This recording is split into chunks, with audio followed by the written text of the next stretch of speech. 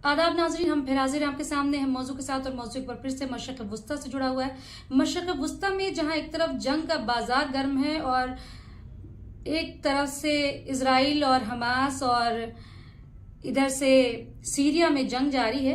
हालांकि हमास और इजराइल की जंगबंदी के बाद कुछ सुकून मैसर हुआ है लोगों को, उसके बावजूद एक तरफ इराक में भी अब फिजाई हमला करके दाइश के दहशतगर्दों को मारने की इत्तला मिल रही है। कहा जा रहा है कि इराकी फौज ने दाइश के हेडक्वार्टर्स में सलाउद्दीन और किरकुक सूबे में ये हमले किए हैं और जिसके नतीजे में 7 दहशतगर्दों को मार गिराया गया है। और ये भी कहा जा रहा है कि फौज ने अभी दहशतगर्दों की शिनाख्त का ऐलान नहीं किया है, लेकिन वो जल्द ही इन दहशतगर्दों की शिनाख्त का ऐलान करेगी।